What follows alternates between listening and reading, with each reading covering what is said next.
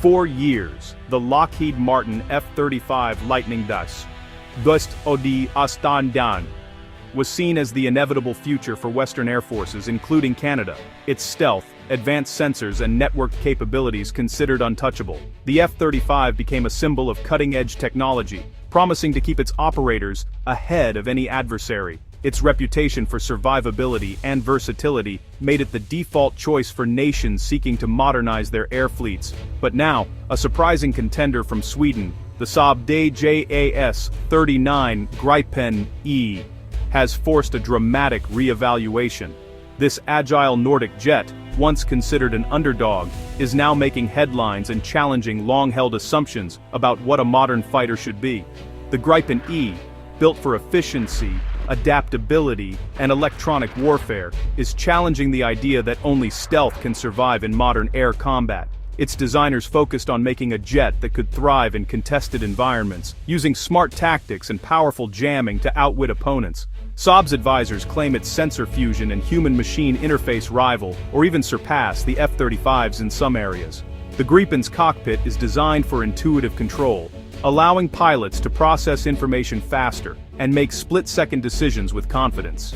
This has sparked a fierce debate in Ottawa. Should Canada stick with the F-35's proven path, or embrace the Gripen's nimble, cost-effective promise? Lawmakers, military leaders, and industry experts are weighing the risks and rewards of each option, knowing the decision will shape Canada's air power for decades. The choice is no longer just about performance, but about sovereignty, industrial strategy, and the future of air warfare. Selecting a fighter means investing in jobs, technology, and national security, with ripple effects across the country's economy and defense partnerships. As Canada weighs its options, the world is watching, because this decision could redefine what matters most in the next generation of fighter jets. Allies and rivals alike are paying close attention, knowing that Canada's choice may influence global trends in military aviation. The quiet confidence of Sweden's aerospace industry has become a roar that can't be ignored. With innovation and determination, the Gripen E is proving that even the biggest giants can be challenged by a bold new vision. Canada's fighter jet saga is a political minefield where every decision is scrutinized and every move has far-reaching consequences for the nation's future. In March 2025, Prime Minister Mark Carney's government launched a sweeping review of the $19 billion F-35 contract. This move was prompted not only by cost overruns and trade tensions with the US, but also by a growing desire for more control over Canada's defense procurement process and a push for greater transparency. The F-35 promised seamless integration with Canada's closest allies, offering advanced technology and interoperability.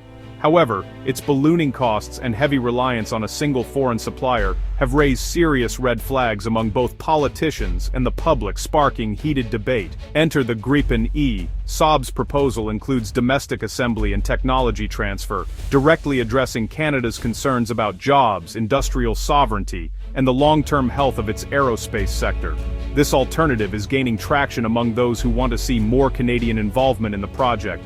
The first 16 F-35s are already on their way, marking a significant investment. Yet the fate of the remaining 72 jets is still up in the air, with the government facing mounting pressure from all sides to make the right call. Inside the Department of National Defense, some officials argue passionately for the F-35's alliance benefits and cutting-edge capabilities, while others are drawn to the Gripen's lower costs, industrial perks, and the promise of more Canadian jobs. The decision is now a high-stakes balancing act. Military needs, economic realities, and diplomatic relationships are all in play, with each factor carrying significant weight in the final outcome. The outcome of this debate will reveal Canada's true priorities on the world stage, sending a message to allies and rivals alike about where the country stands. Ultimately, the debate is about more than just jets. It's about the country's future direction, its values, and the legacy it wants to leave for generations to come. The Gripen E isn't a stealth fighter, but it's a master of digital warfare and speed. It's faster and more agile than the F-35, excelling in close-range dogfights and rapid maneuvers. Its real edge is electronic warfare, advanced jammers, AI-driven systems, and networked sensors that can blind and outsmart opponents. Saab's sensor fusion lets the Gripen build a detailed battlespace picture, even detecting stealthy adversaries through networked data. The jet's design prioritizes cost-effectiveness and resilience. It can operate from short, dispersed runways, even public roads. Cheaper to buy and maintain, the Gripen E is built for nations needing power and flexibility without breaking the bank. For Canada, it's a compelling option, high-tech, affordable, and ready for the realities of modern air combat. The Gripen E proves that in the digital age, brains can rival invisibility. The F-35 Lightning II is the world's premier stealth fighter, designed to be nearly invisible to enemy radar. Its shape, materials, and internal weapons bays all serve one purpose: to strike first, unseen. The F-35 sensor suite gives pilots a 360-degree view, fusing data into a single, intuitive display. It acts as a flying command center, sharing information with allied forces and amplifying the lethality of the entire team. Unlike the Gripen, the F-35 is combat-proven, with thousands of operational sorties and a flawless record in hostile airspace. Its global user base, nearly 1,000 jets across key allies, ensures economies of scale, robust support, and continuous upgrades. For Canada, joining the F-35 club means guaranteed interoperability and a future-proof fleet. Stealth isn't just a feature, it's the F-35's defining advantage.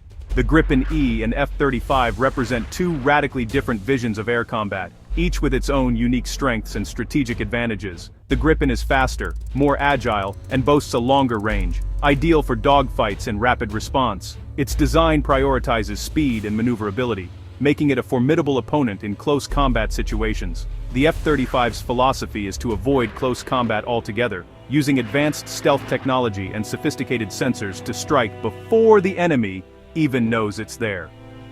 This approach emphasizes surprise and precision. The Gripen carries more weapons externally, sacrificing stealth for firepower, while the F-35 keeps its arsenal hidden to stay undetected. This difference highlights their contrasting approaches to warfare. Both jets are lethal, but their strengths reflect different priorities. The F-35 is an apex predator, designed to dominate from the shadows, while the Gripen is a hyper-aware defender, ready to engage at a moment's notice. The choice comes down to threat perception. Does Canada need to penetrate the world's toughest air defenses, or defend vast territory with speed and flexibility? Each scenario demands a different kind of aircraft. It's a battle between the invisible hunter and the agile duelist, each with its own set of tactics and strategies. For Canada, the answer will define its Air Force's role for decades. The decision will shape not just the future of its military capabilities, but also its strategic posture on the global stage. The decision is about more than specs. It's about strategy, long-term vision, and the kind of Air Force Canada wants to build. Which philosophy will shape Canada's skies? The answer will echo through the annals of military history. Beyond performance, the real test is what it costs to own and operate these jets. The Gripen E is cheaper to buy and far less expensive to fly, needing fewer crew and less maintenance. It can be turned around quickly for new missions, a huge plus for a stretched Air Force. The F-35, with its complex stealth coatings and systems, demands more resources, specialized care, and a larger support team. High operating costs could mean fewer jets in the air and less training for pilots. The F-35's global supply chain is vast, but ties Canada to US politics and logistics. Saab's offer to build and support Gripens in Canada could give the country more control and jobs, but the smaller program carries risks if international orders lag. The choice is between global integration and national autonomy. For Canada, it's a question of cost, control, and long-term sustainability. Some suggest Canada could split the difference, keep its first F-35s and buy Gripens for the rest. But a mixed fleet is a logistical nightmare.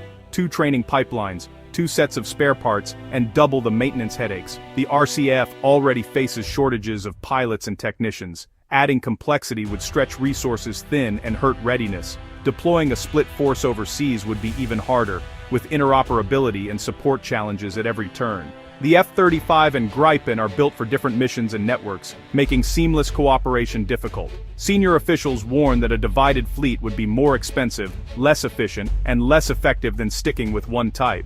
In the end, compromise could mean getting the worst of both worlds. For Canada's Air Force, unity is strength. Canada's final choice will echo far beyond its airfields. The F-35 offers seamless integration with the US and NORAD, ensuring maximum interoperability for continental defense. The Gripen promises jobs, technology transfer, and a sovereign industrial base, an appealing vision for economic and strategic independence. Experts are split. Some say stealth is essential, others argue electronic warfare and affordability matter more. The F-35 is the logical pick for deep strike and alliance operations. The Gripen excels at territorial defense and cost-effective readiness. This isn't just a procurement, it's a defining moment for Canada's defense policy and industrial future. The world is watching to see which vision Canada will choose. The next 50 years of Canadian air power hang in the balance. The decision will shape not just the Air Force, but the nation's place in the world.